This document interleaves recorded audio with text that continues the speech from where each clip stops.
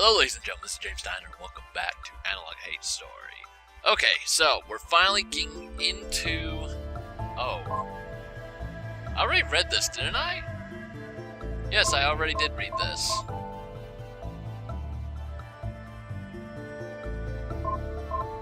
Yeah, I did already read all... Yeah, I read all these already. That's weird. Yeah. That's weird. Why didn't it save? Very odd. Anyway, so I've read all of these. Okay, so we're finally getting to the back to hell and the I'll kill them all. So let's read and see what happened. What did she find out? Dear Diary, this sounds so pathetic to say. I've tried rewriting this a million times just to make it sound less pathetic for me, and I simply cannot. There were two things that made life worthwhile. Two things that made this last year before I die be bearable. Okay, so this is okay. The first was Jay Hua's company being the one person that was friendly to me. The second is sharing a bed with my husband. For the past few months, that's what I've been saving all my energy for. That brief, precious half hour every few nights where I feel fulfilled, if only in the most literal sense. It's the most lovely feeling, and now I'll never feel it again. The two things making my last year of life worth living, gone forever. The past few nights I've been trying to get the Emperor's attention in that way, pleading silently for his affections, with no luck. On the fourth, or was it the fifth day, he finally took me aside and said, painful annoyance in his voice, "Enough, stop that, it is completely inappropriate. You're supposed to be in mourning. Show some damn chastity, or do you have no respect for my wife and your queen at all?" he snapped. When I looked confused, he just lectured me. When I cried, he sighed, held me tightly, and left the room. I haven't spoken to him since, but later that day, my servant came to my room with good news. I was to go visit my family for a couple months, while the house is in mourning for Jay Hua. I couldn't argue, of course, even if I was able, so just like that, I was sent back to hell. Oh, okay, she got sent back to those assholes. Good, okay.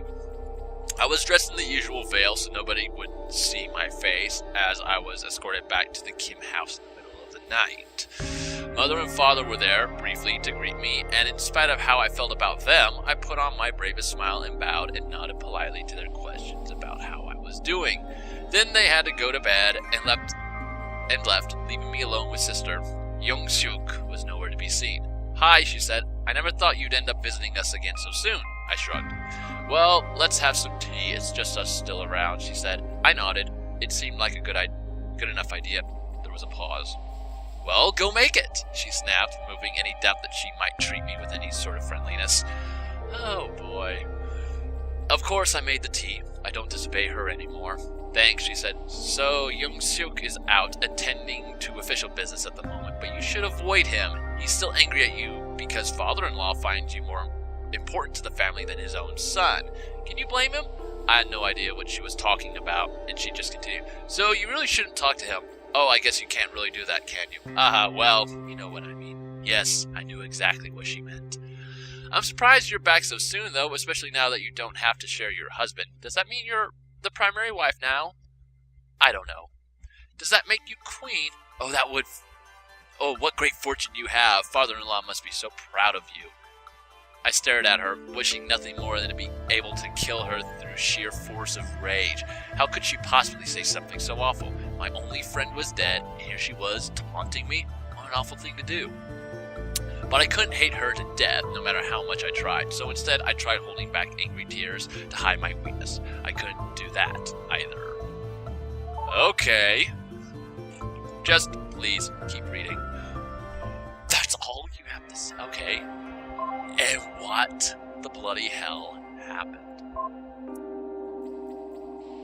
Dear Diary, I was far too feverish to do any real cooking, so my servant was doing all the work for me that night. When father came in, I think he was drunk, or maybe just tired, or stupid.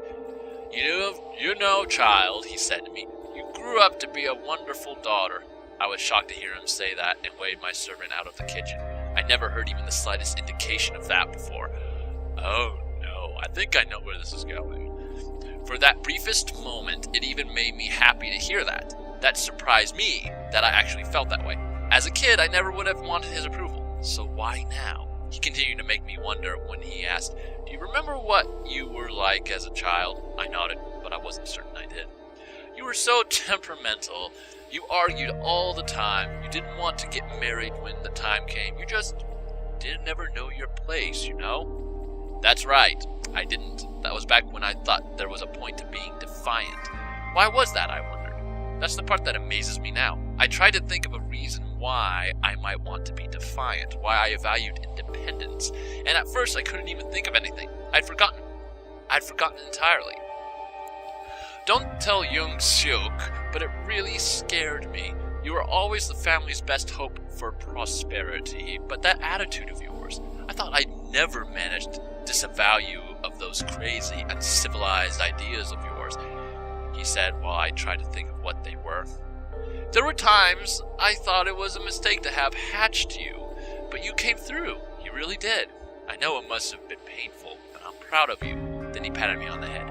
"You turned out to be a good girl." That's all I wanted to say. It was hard raising you to be a proper woman, but you've turned out to be perfect. Thank you, he said. I stared, speechless, and I tried to remember what crazy, uncivilized ideas was he talking about. Thinking back to those days, or back to before I was frozen, I tried to remember. I had dreams of what adulthood would be, but they were so unimaginably different from what the reality turned out to be that they seemed impossible. Completely impossible. Nothing more than childhood fantasies without a shred of realism to them. I tried to think of what they were, to imagine them. In those dreams I was strong, independent. I wasn't just a wife in those dreams. I had a job, working as the ship's engineer, following in the footsteps of my father, my real father. I wasn't married in those dreams. I was happy just to go on dates with boys my age in the ship's plaza and fall in love before making any commitment. I dreamed of being free. The more I thought about it, the more I was certain that's what those dreams were about. That's what I'd wanted. But Father, Kim Jung-soo, rather, had made sure to disavow me of those notions. I learned to stop arguing, to stop trying to fight, to stop dreaming of those things. In other words, I learned how to be a proper woman. And he was proud of that. Proud of destroying my dreams, and now I would die under the house of that man, silenced, broken, helpless, and unloved. I was overwhelmed by the strongest feeling I had ever felt in my life, the deepest bitterness, the most powerful resentment I could imagine. I looked at the knife near my hand and wondered, could I kill him? Before I died, could I at least have justice? I tried to lift the knife. My hand twitched and it was too hard to keep a grip. I was just too weak. I'd never be able to do it.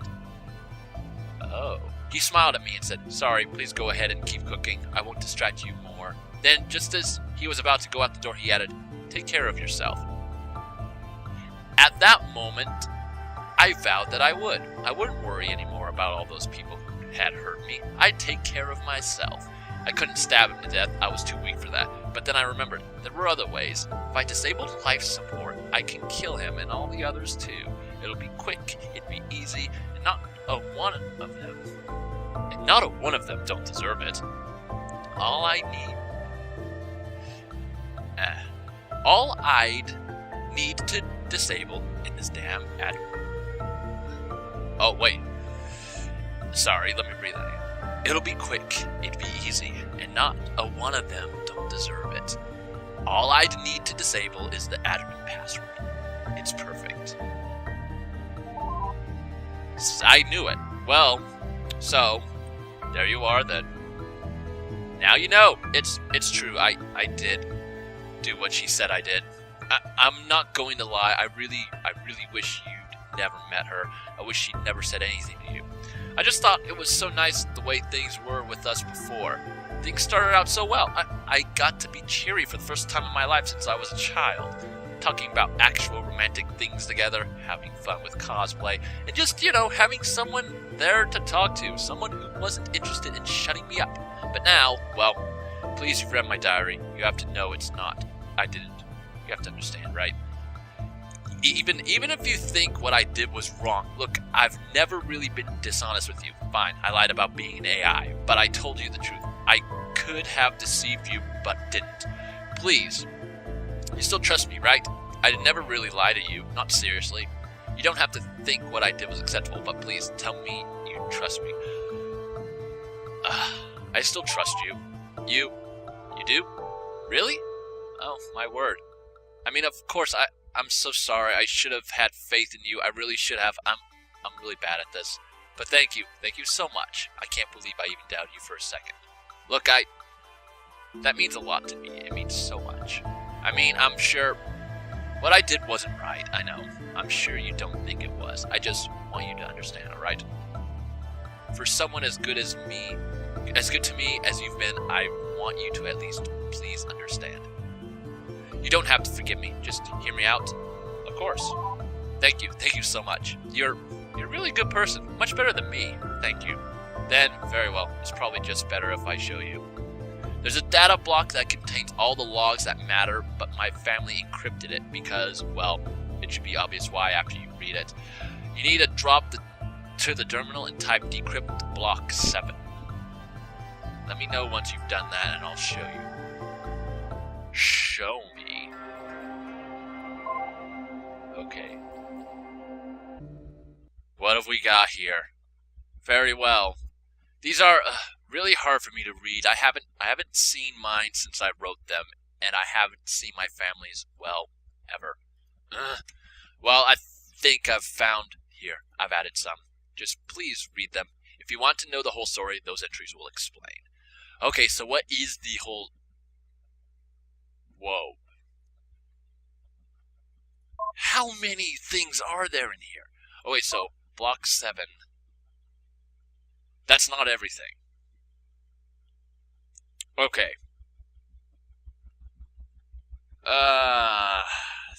This is going on a lot longer than I thought it would. So here's what I'm going to do. I'm going to save the rest of these for another episode. God, there's so much stuff here to go through. Okay. And I haven't spoken with that other AI for a while. That's something that's very interesting. I might want to log in with... Where'd the music go? There's no music. I might want to log back in with that other AI and see what the hell's going on with her. Maybe she'll reveal a few more things for me. Possibly. I don't know. Anyway, thank you all so much for watching. Be sure to click that like button, share, favorite, subscribe, and I will see you in the next video. Goodbye!